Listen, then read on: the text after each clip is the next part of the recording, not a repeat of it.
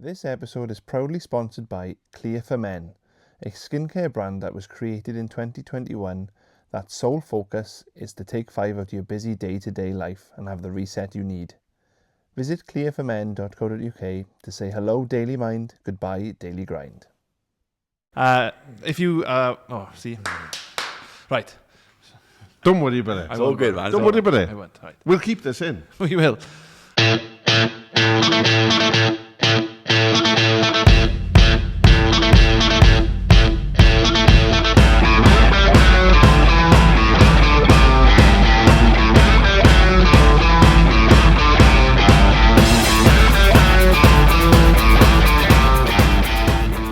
Hello, welcome back to Just One Man podcast. If you're new here from one of our previous guests, then welcome and welcome back. This podcast is basically for us to tell real stories from real people.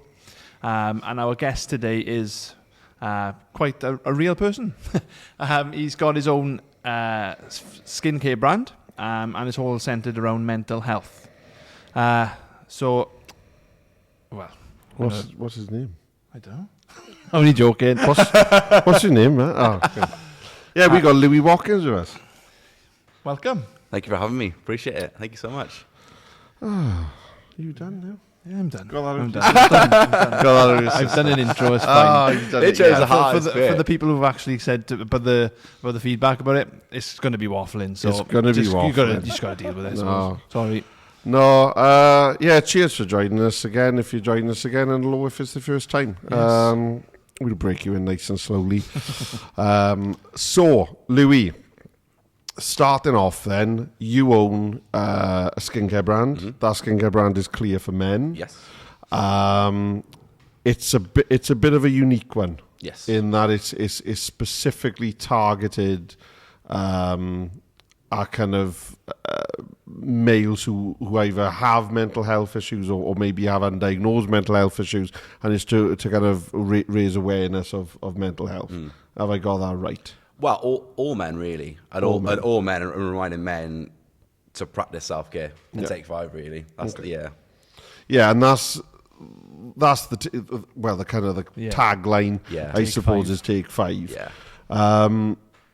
You've got quite a following online, on Instagram, and you kind of take people through that self-care routine. And we spoke many times about the importance of routines and kind of healthy, and healthy habits. Obviously, you've got your own skincare, but so you've obviously got investment in it on multiple levels. But how important is that type of self-care to you personally? And I suppose, how did you realize that was a big important part of your self-care? Is just kind of going through the ritual.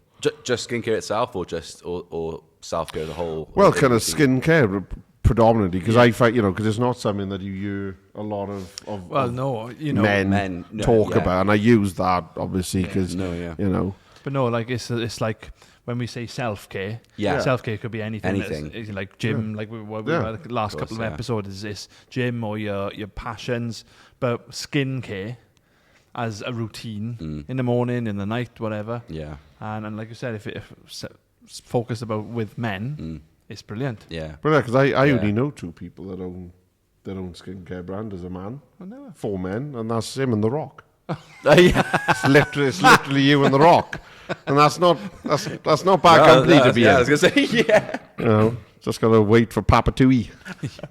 So, tell us a bit about Clear for Men then. Yeah, so it all started back in 2021. So I've always taken solace in my self-care routine. Skincare has been kind of a struggle for me growing up. I had a little bit of acne growing up, mainly on the forehead and stuff like that. But I grew out of that like through puberty and stuff. But I always stuck to my self-care rituals, always stuck to my skincare. And I think it grounded me. It gave me that grounding and that moment to myself that no one can take away. I feel like people, life is 100 miles an hour, and I think especially during COVID, like during lockdown, it was tough. I've always been like a really extroverted person, loved to go out, socialize, have fun. And COVID hit, and I was like, I'm a completely different person. Like, I was a shell of myself, like in the same four walls, just lost myself.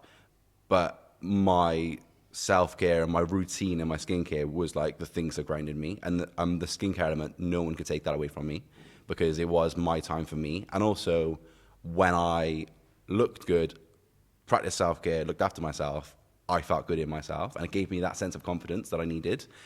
And it's that thing of like, well, we all deserve to feel this way. We all deserve to have that time for ourselves.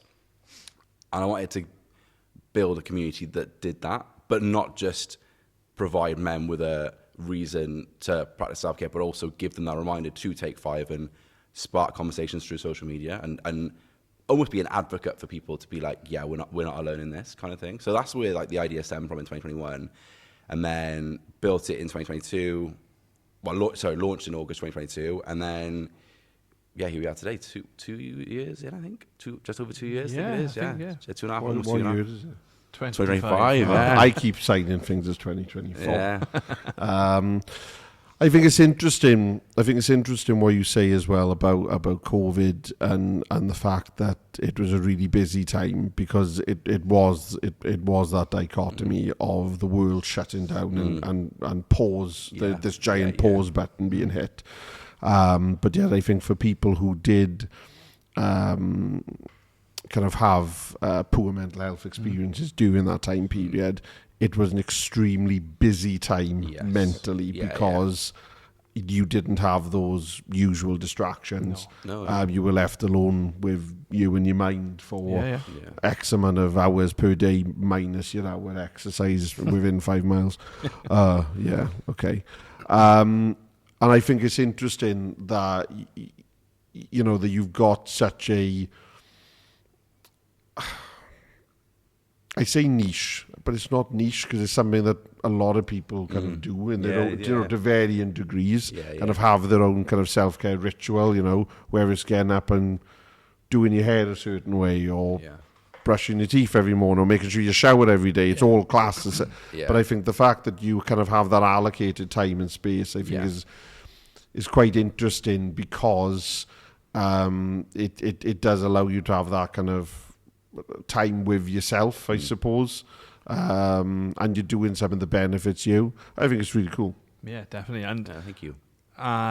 quite recently you've had quite of a big order. It is. I've seen on your socials. Yeah, that was crazy. I had so I go live a lot on TikTok. Yeah. So that's like where like the community sort of grew quite quickly. So I had a lot of people coming in, and someone from QuickBooks followed me, but they've been following me for a while on their personal account. So they've just been following me. And they would come in, I'm like, oh, hi, how you doing, UK? And I'm like, yeah, we just like talk like anyone else. And then QuickBooks followed me on TikTok. And I was like, this is bizarre. Like, I wasn't expecting this. Like, but on TikTok, you get like people who can be any name.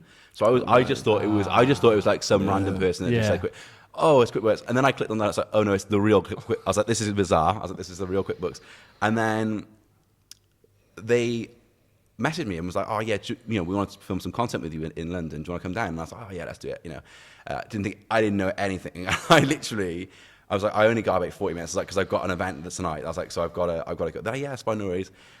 Went there, mic'd up, did a bit of content, and then we were there for probably about 25 minutes, half an hour, just chatting. And he was like, oh yeah, so we'd like to order £700 worth of your cleansers for the office. And I was like, what? I was like, are you serious? And I couldn't, because in my head I was like, I just couldn't process what he said. And I was like, I don't believe you. I don't believe you. And I was like, this is bizarre.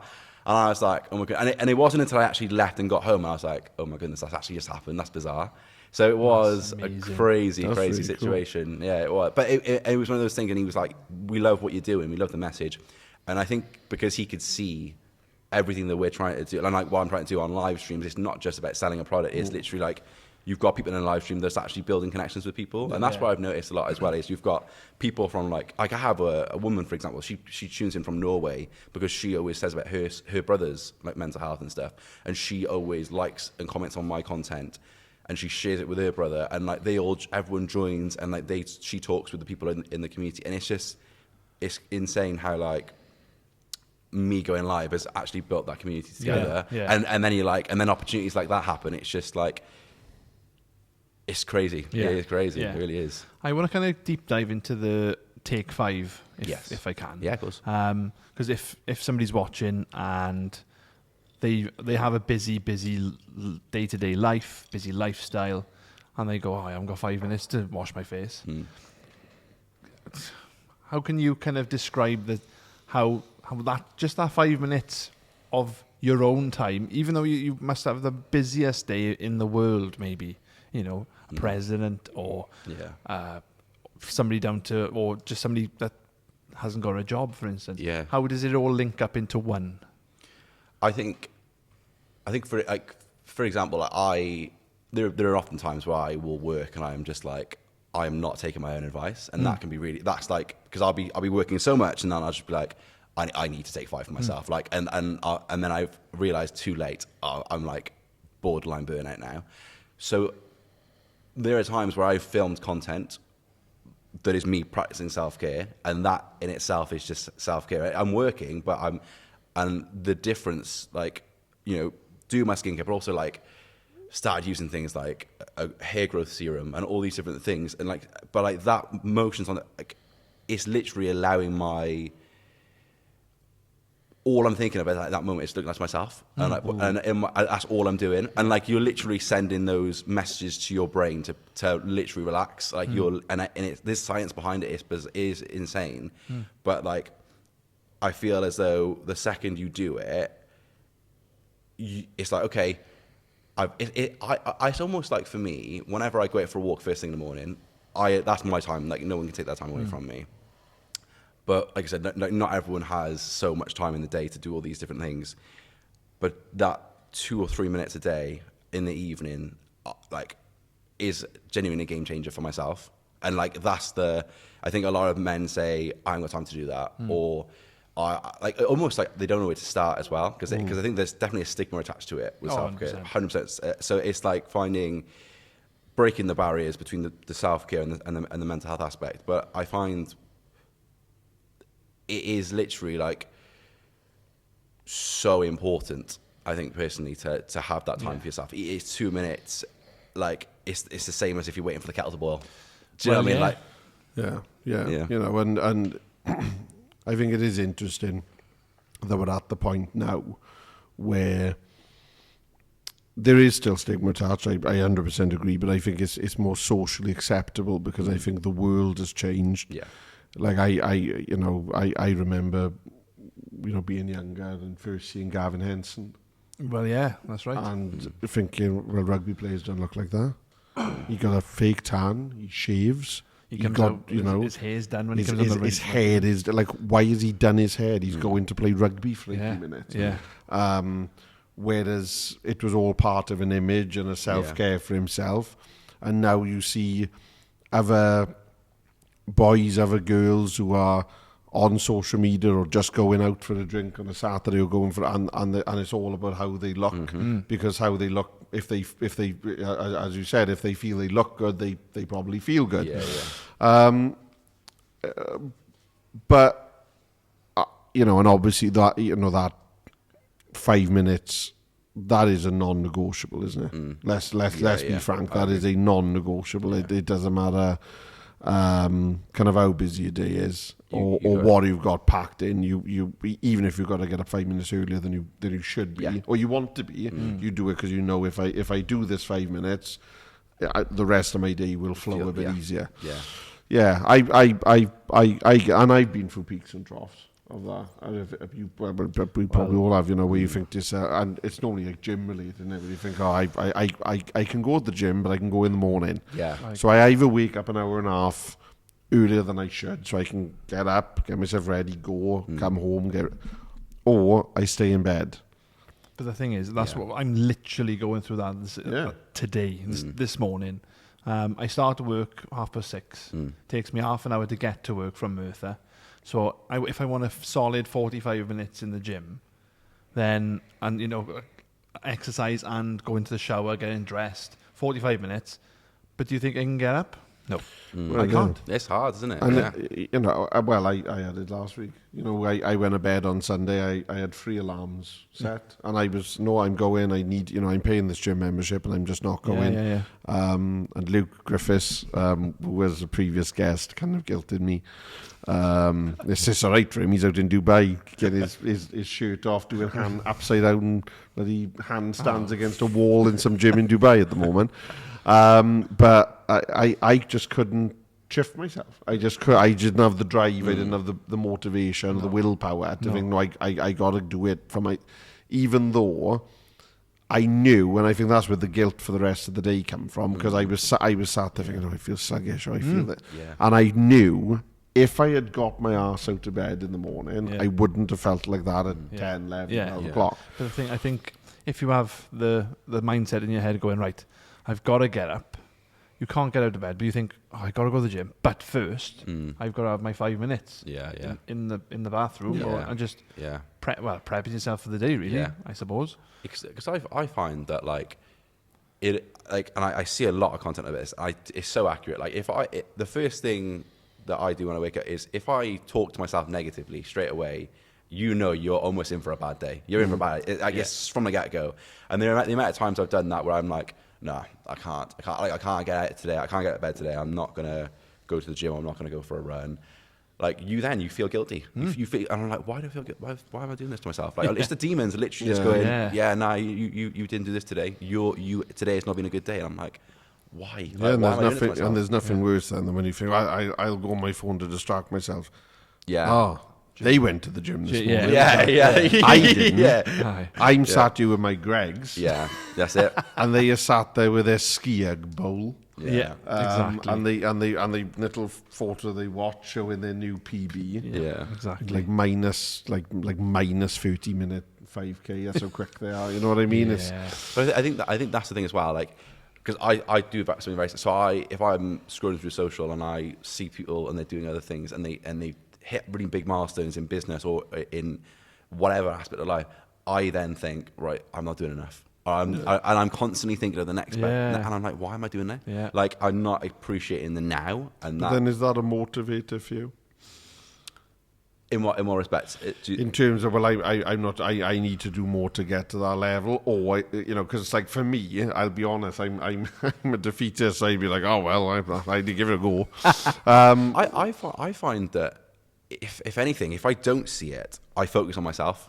Okay. Whereas if I see it, I then start to think more about what I'm not doing rather than what I am doing. So I'm more focused on their journey than my own, and then I'm like, and then that just makes me stagnant. Then, like, I actually think the amount of times that I probably wasted time because I'm comparing myself to someone else, or I'm then going. We've said many times about comparison, and That's awful. Yeah. Comparison being the thief of joy, which it is. Yeah, that's It true. is. Which it is. Going back then, you're 24 now, Yes. from Newport, South Wales. Yeah. Pup. What was what was early life in Newport like for you? Oof. School and Cars on fire, stabbed death. No.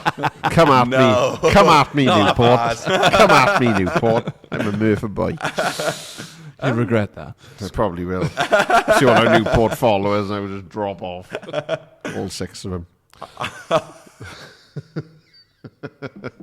No, I love Newport. I do love Newport.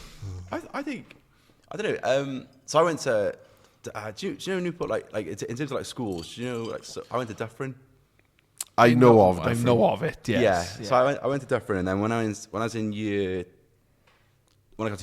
year 11, it changed to the John Frost School. Oh, okay. So they changed at the very end. It was good. School was good, but I think I spent from like year 7 to 10 not caring about school really. Yeah.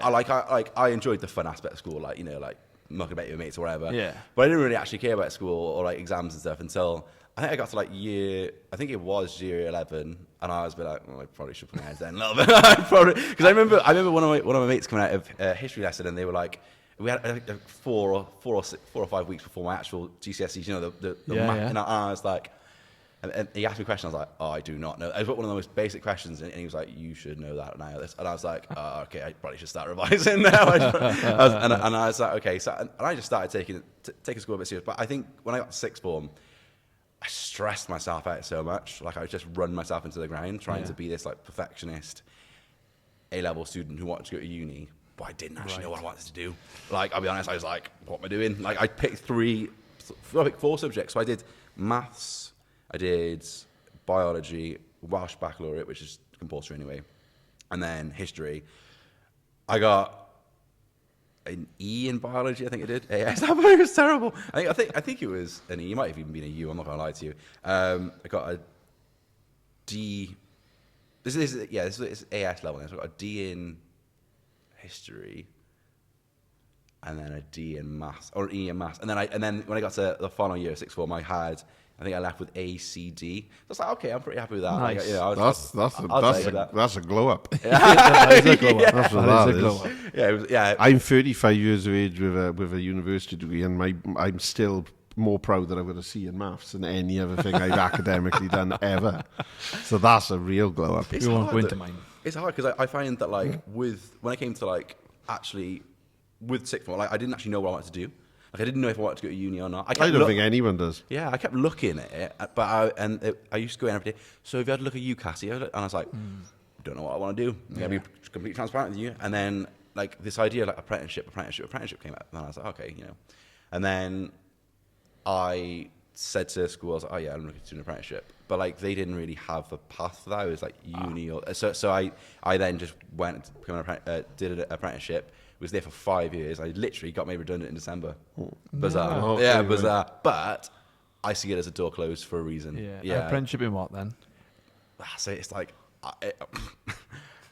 it's bizarre. So it's basically it was called design engineering on the railway, but it was like the hardest job ever because I just didn't understand anything. And because of COVID again, it just meant that I spent 2-3 years just literally not learning anything. So even when I was like in the end of 2024, I was like, I still don't know anything.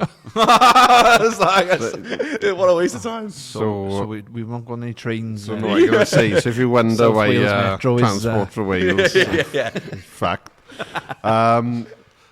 No, but I think it is different. You know, we've all got varying kind of academic experiences, and you know, because I enjoyed school in many ways. Other ways I didn't. I was bullied, but then I enjoyed. You know, I was really big headed. I was good at school, but I was all right at school, and I enjoyed certain things. But I get it because I think there was the pressure put on you of, well, you should know what you want to do. And I was like, yeah, but I don't know what I want to do. And you got people from, at the time, Careers Wales used to come in and they used to fill in a form. And you'd say, oh, I want, you know, for example, oh, I want to work like, like manual. I don't want to be in office. I don't want to work in office. I don't want to do this. I got to be outdoor. Oh, you should be a horticulturalist. What? Huh? What? What even is that? I remember that happening to a boy in school with me, where he went in and he gave them a list of what he wanted to do, and it was not, and they gave him 2 outcomes based on his answers, and he laughed at her in the face and walked out of the room, and it was horticulturalist and a prison officer. And he was just like, well, one is basically like dealing with plants and shrubbery and all the rest of it. Soil, and the other person is in the neck. Wow. But I think it is difficult. Because like I said, I think there is that expectancy from a lot of people that you should know. Should know what you want to do. And when you look online then as well. And I think, and it's not to be ageist at all. I know I called you a puppy earlier, but it isn't. But I think that you're most definitely from an era where social media was far more prominent. For a majority, whereas like for us, social media was something that came a bit later. Yeah, like in school. MSN. The only people that I was comparing myself to really were the people in my school. Yeah. All right, I had MySpace. Ooh. and I had Bebo, which is Bebo. apparently still big in Scotland.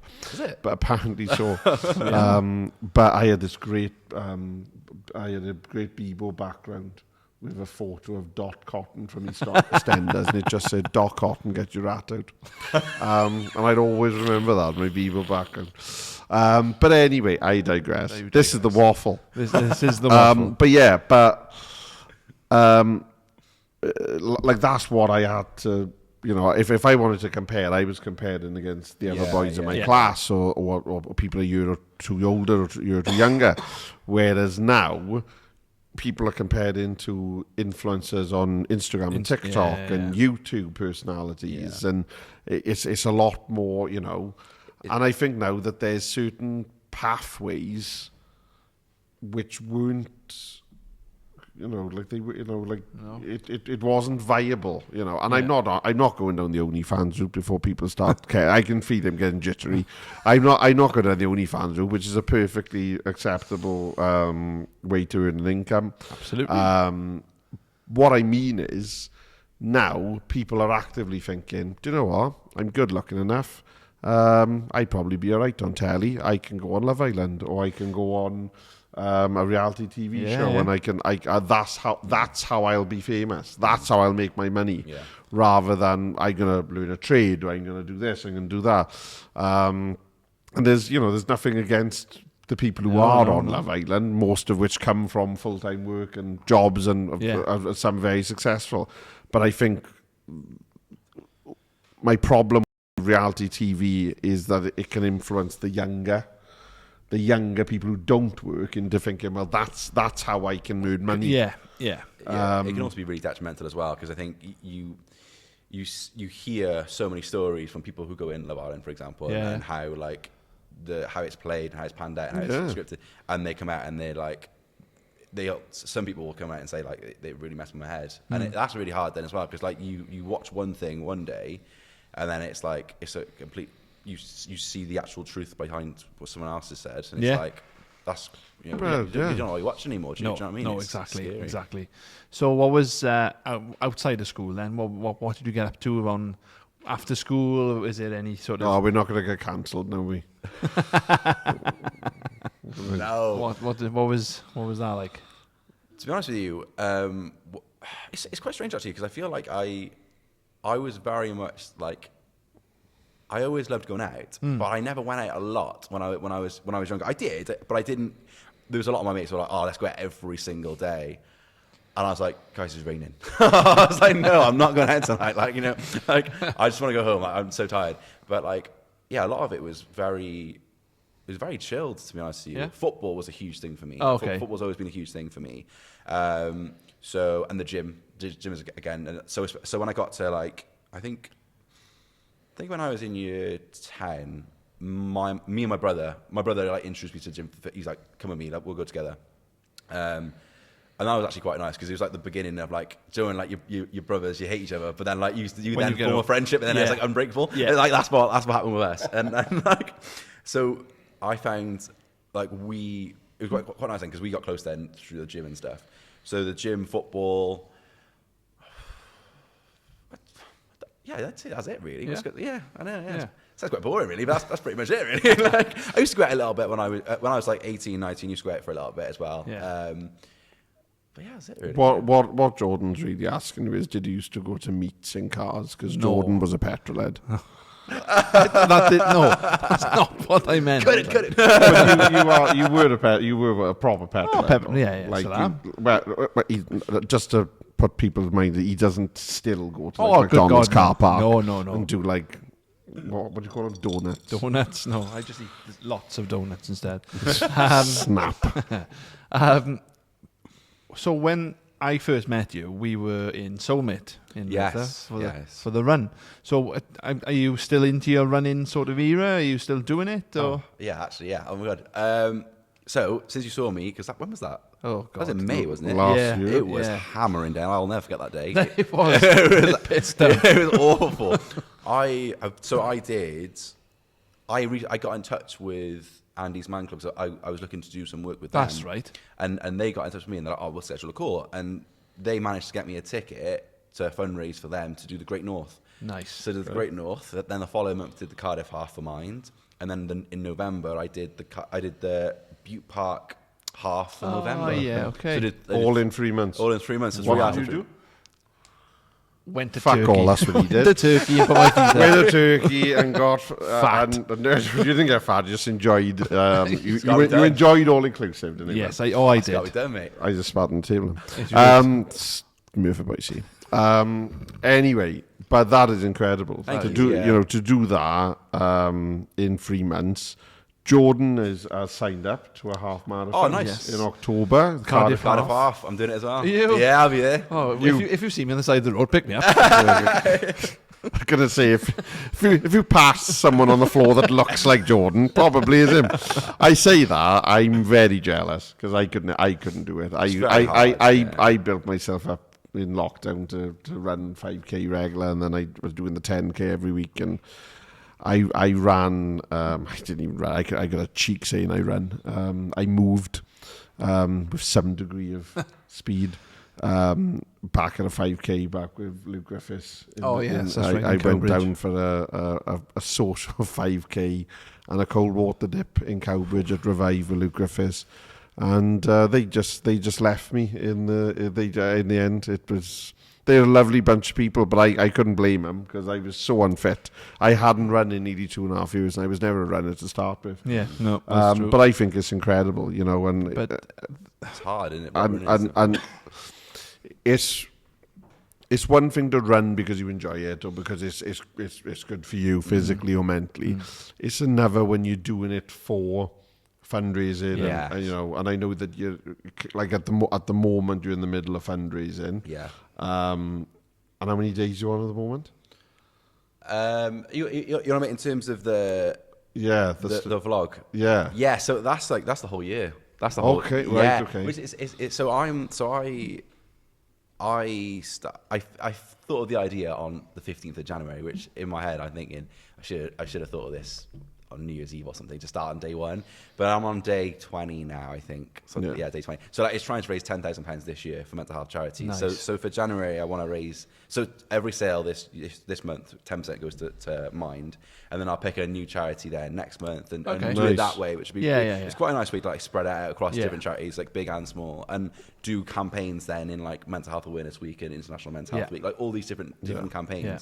So then it's like if there's a bigger target that can be reached. So let's say I'm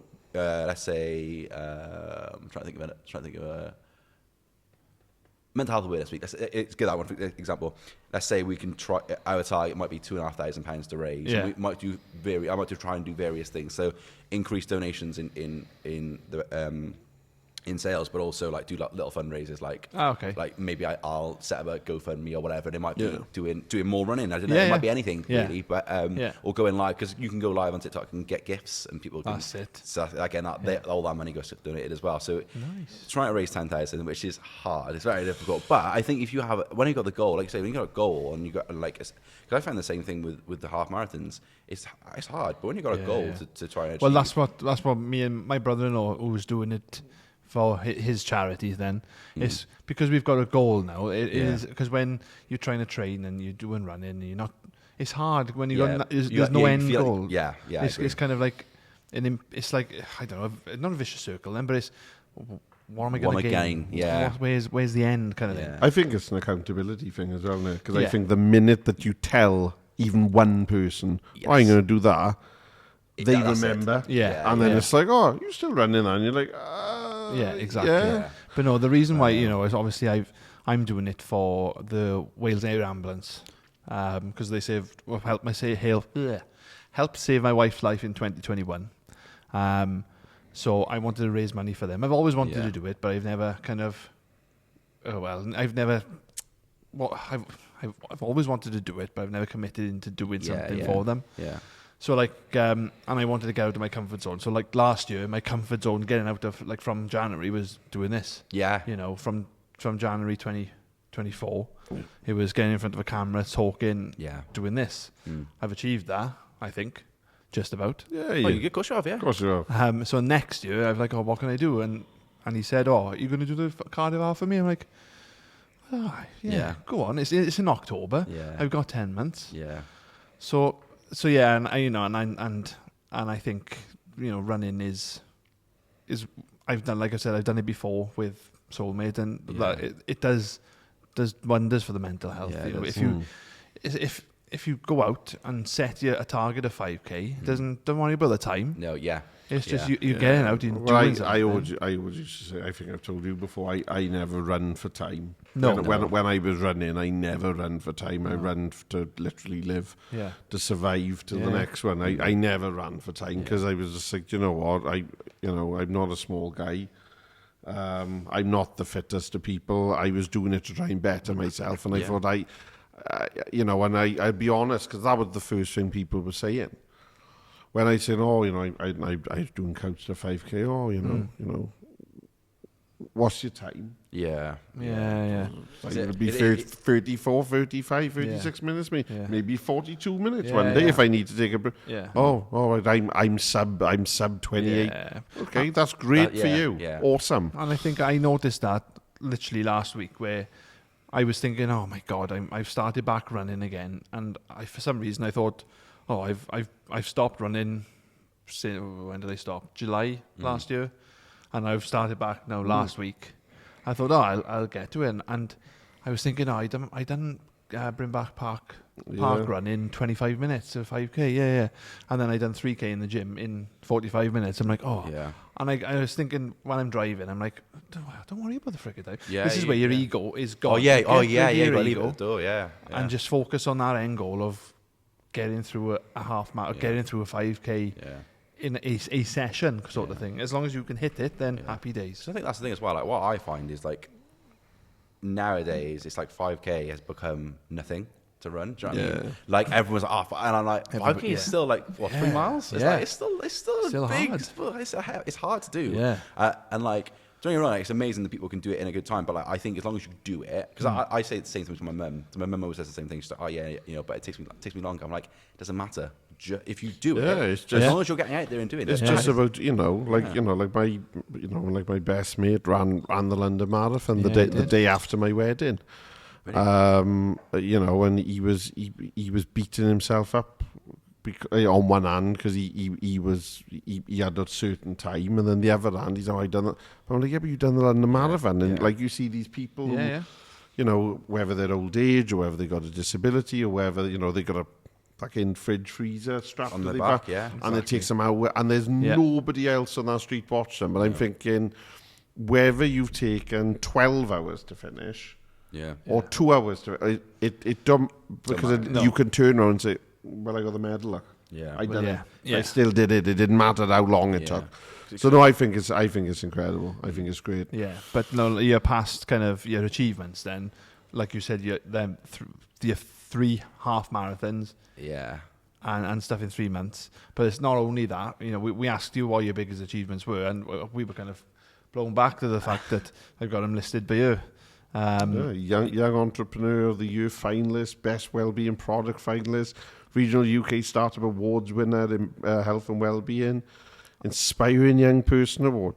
And that's the type of stuff, because then you link it back to school. You didn't know what you wanted to really do. Yeah. By your own admission, you didn't really do a whole lot academically for a chunk of time. Yeah. If you can now go back and tell that younger Louis, by the way, you're going to be an Inspiring Young Person Award winner. Exactly. Yeah. You're going, right. Yeah. Oh no, that's it. And that's the thing. Like if I was to look back, when I was in sixth form now, 7 years ago, I think it is. Yeah, would have been.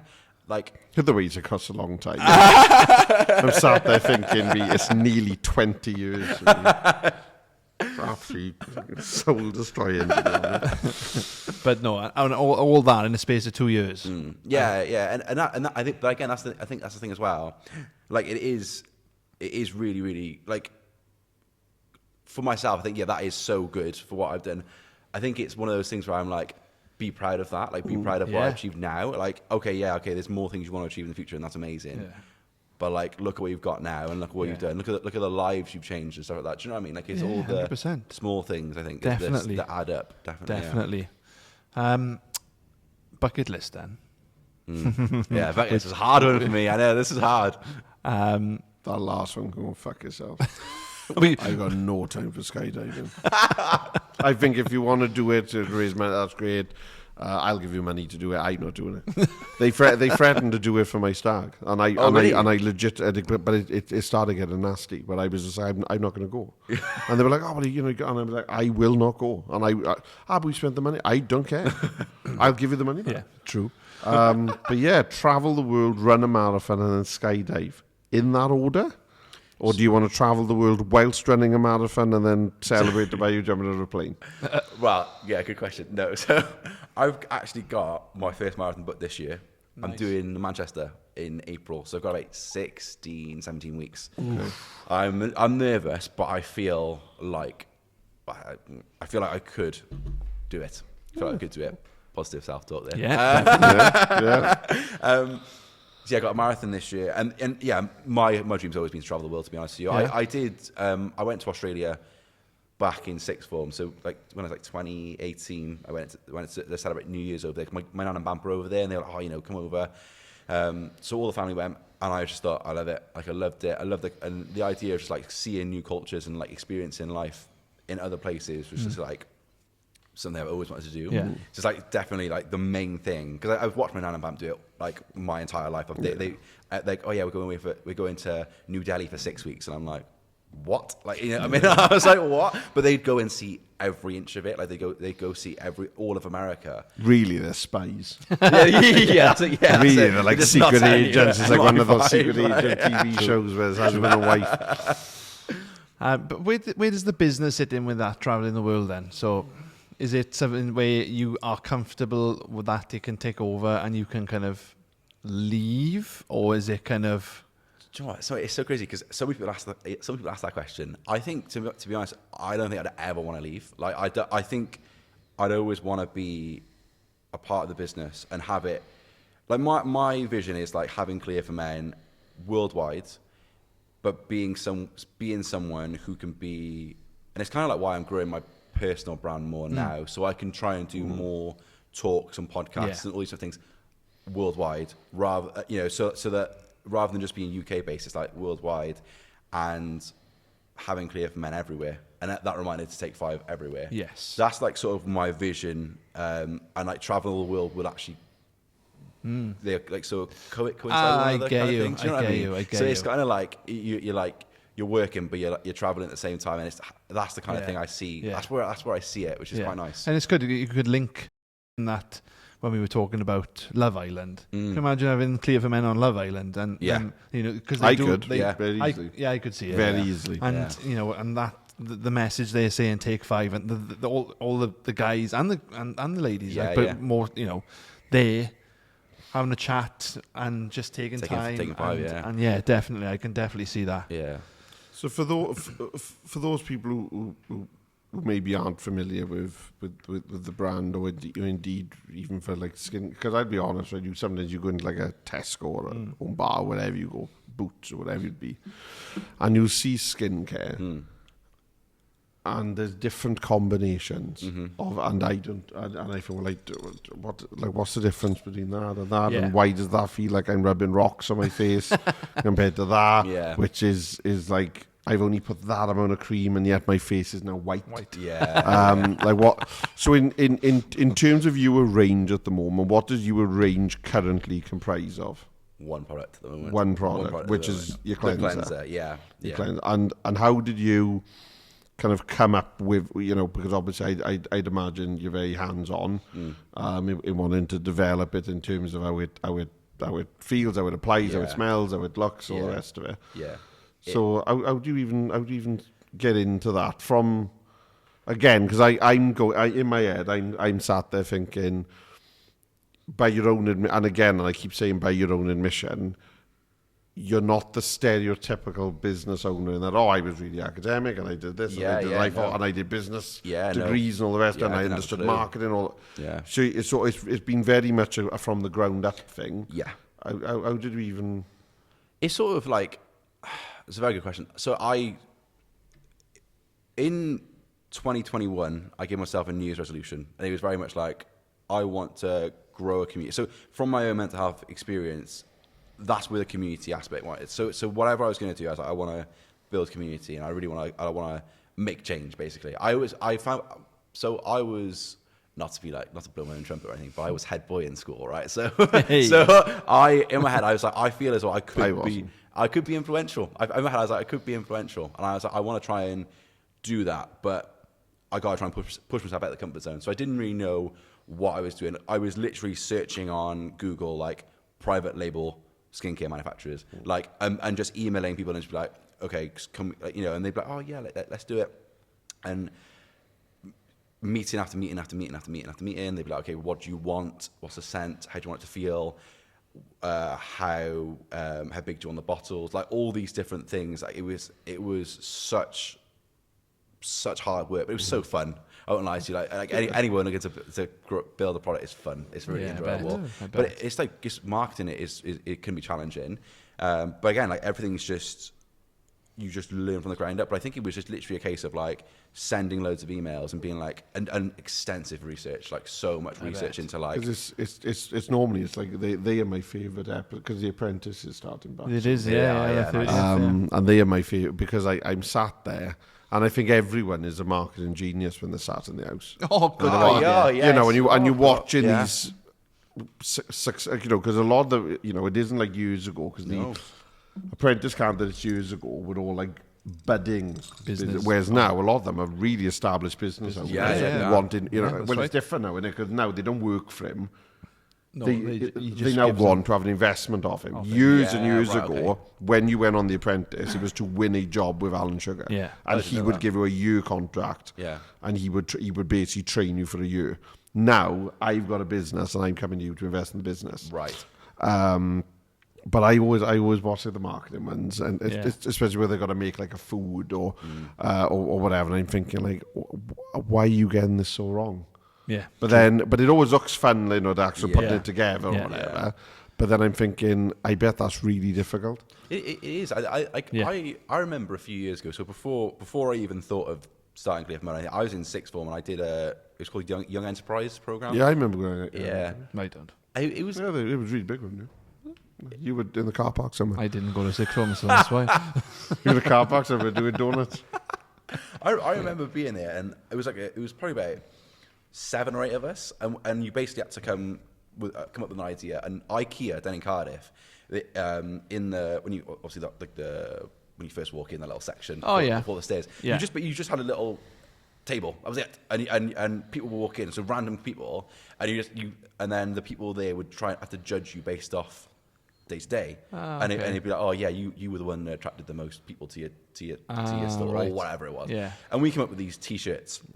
And it was a really cool concept, but the thing that I found was, I had a box of celebrations, and I was like, look, just hand out celebrations to people. Just hand them out. Like, don't even say anything, just hand a celebration. Because if people want one, they're going to want, and they might turn around and go, oh, what are you doing? But if you go to them and pester them and be like, oh, come over here, they're going to be like, go away. Like, I come to IKEA, what are you doing? And I remember just thinking that, and a woman actually came up to me, and I'll never forget it, although I never heard anything from her. Never heard anything from her. She was like, "You've got like real potential in what you're doing," and then she gave me a card or whatever. But I just never heard anything from her. But it was like she was so like, what's the word?